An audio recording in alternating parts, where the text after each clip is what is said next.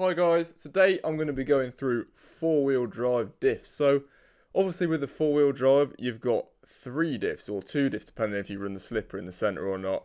So you've got a lot of options to choose from when you want to change how your car is driving on power or under braking into the corner. So where do you even start? Let's remind ourselves what the diffs actually do. So the job of the diff is to basically allow the inside tyres and the outside tyres to turn at different rates. It allows it to turn through the corners when the inside tyres aren't going as far as the outside tyres are.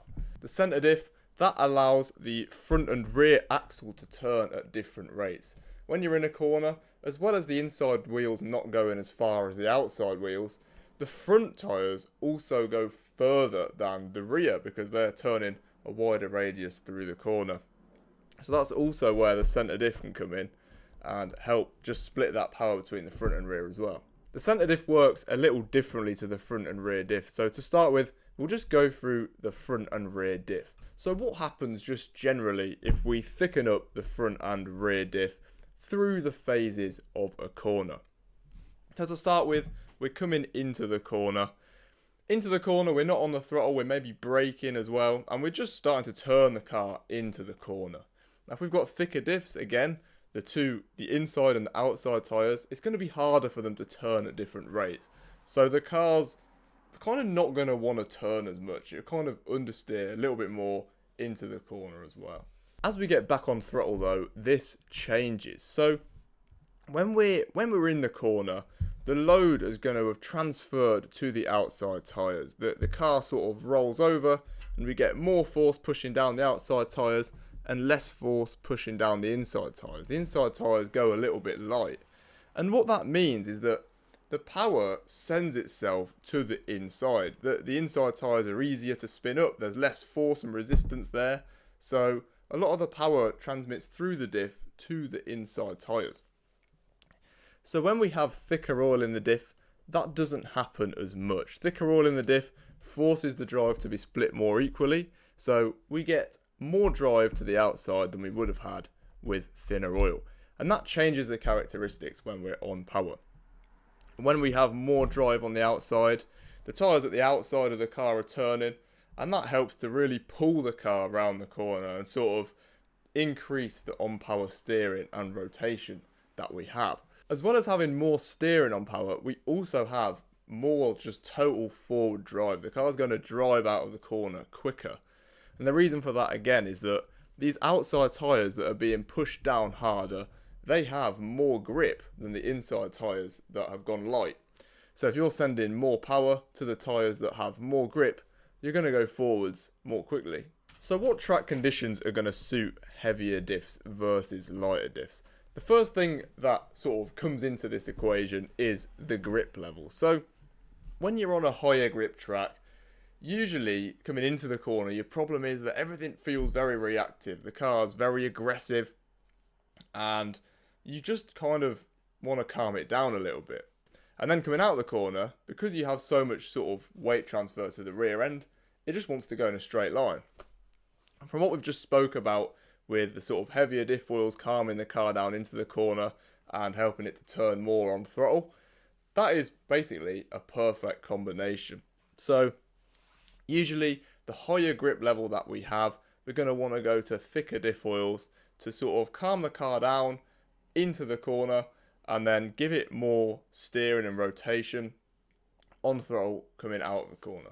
Another thing to consider is the size of the track. So when you're on a very tight, twisty track, you're going at slow speed, rolling a lot of the time, and you need your car to really turn a large amount a lot of the time. You'll have like a hairpin into a hairpin, and you never have chance to really get on throttle or brake or that kind of thing. And I think in those scenarios, we found before that a lighter diff can be a better bet to go for. Like how I said, going into the corners and sort of through a corner sometimes, you feel like you have less steering and the car doesn't want to rotate as easily with the thicker diffs. That is going to be a bad thing on those sort of very tight, twisty tracks because you never really get on throttle hard coming out of the corners to get that extra steering on throttle. But the off throttle part of the equation kind of becomes a little bit more important. So I think more tight, twisty tracks, you sort of go for lighter oils generally, or we seem to find ourselves doing that. And then if you go to a big open track, sort of like when we go to EOS or the sort of Florida Carpet Championship size track like Tommy went to before, that is where you're going to want to go back to those thicker oils again, because you don't have as much time sort of entering corners and really turning tight radiuses, but a lot of the time you're going to be barreling into a corner and then you're going to be ripping the throttle, and that's where that on-power steering and drive really comes into it on those more open flowing tracks. The other side to this is the split in differentials that we have. So how much thicker is the front than the rear, how much thicker is the rear than the front, that kind of thing. Generally we always aim to keep that in pretty much the same ballpark. So we kind of always either run the same front and rear, or slightly stiffer in the front than in the rear, or a bit stiffer in the front than in the rear. So the reason for that is obviously keeping the two ends more similar to each other just keeps the car a little bit more consistent in the way it handles sort of through the corner as well. The two ends sort of talking to each other a little bit better, and it generally, whenever we've tested it, just feels like the most consistent, best way to keep the car. And having the front slightly thicker, that just keeps the rear end a little bit more in check on the way out of the corners. Sometimes we find helps the front make sure that's the one pulling the rear out of the corners, and not the rear end trying to sort of drift round from the front. Let's now move on to the centre diff. So say we go thicker in the centre diff, how's that going to affect us through the corners? First of all, coming into the corner, under braking. Now, the centre diff intent scale works under braking as well, because the motor is transmitting power through the centre diff, and that's where the brakes are in the motor. So into the corners with a thicker centre diff, we're going to maintain more front brakes and sort of slightly less rear brakes. The brake balance effectively stays a little bit more forward with a thicker centre diff. That's the same thing I was talking about. The front tyres under braking have the most load on them, the rears have the least, so effectively the power transmitted wants to go the easiest route. It wants to go to the rear tyres, which are light, and the front wants to keep turning. So the thicker diff reduces that happening, keeps the brakes more equal as we brake into the corner. So thicker centre diff, much more stable braking and less rotation on the brakes. In the middle of the corner, the thicker centre diff is usually a little bit worse. This is the point of the corner, particularly in tight corners, where we want the front and rear to be able to turn at different rates. And the thicker centre diff sort of stops that from happening.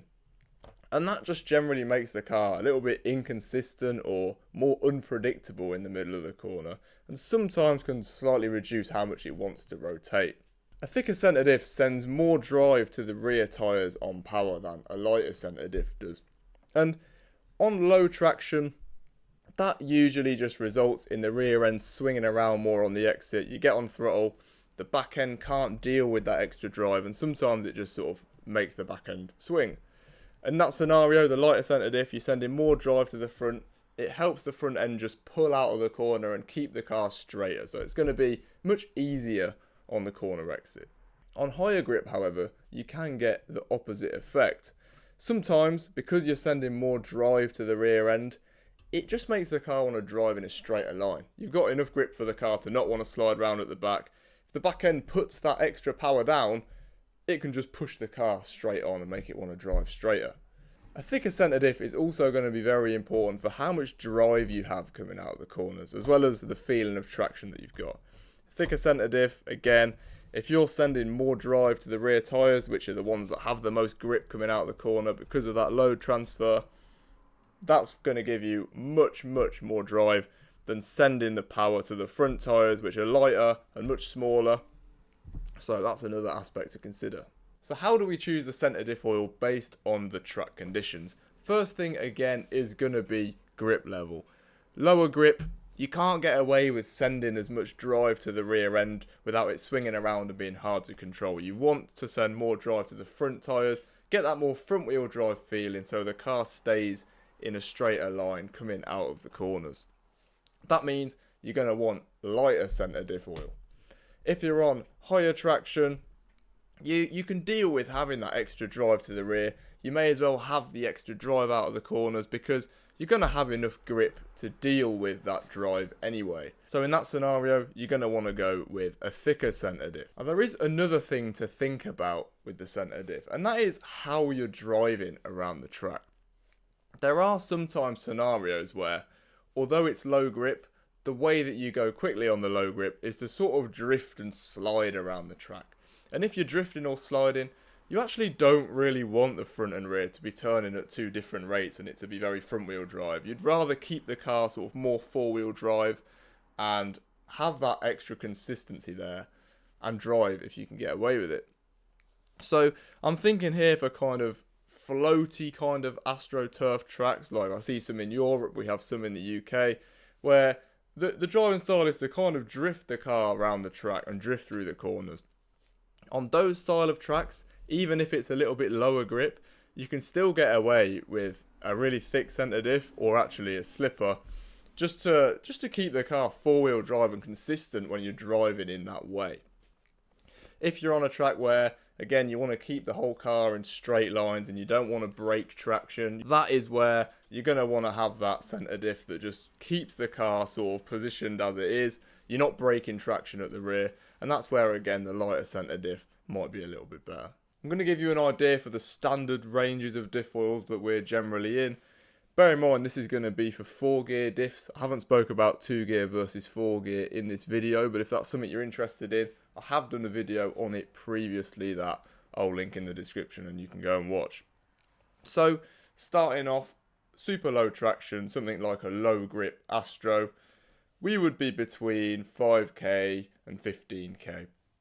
So maybe 10k front, 7k rear, around that region would be where we were aiming at. Medium to high grip, I'm thinking dry AstroTurf or maybe the high grip dirt. Somewhere between 10k and 30k is about where we aim for. Then we've got the smooth high traction carpet tracks, and on those tracks we're between 20k and 60k usually. For the centre diff, in very low grip like a wet Astro or super loose dirt, we'd be between 60k and 200k. When we get to the medium higher grip again, we'd be usually between 200 and 500. And then on the carpet tracks, we're always on the slipper. If we get a really high grip AstroTurf track outdoors, we could be on the slipper as well. But that's sort of the standard range for the centre diff. And that's it for this video. Hopefully you've enjoyed it and have a little bit more clarity on the sort of diff setup for four-wheel drive. We'll see you in the next one.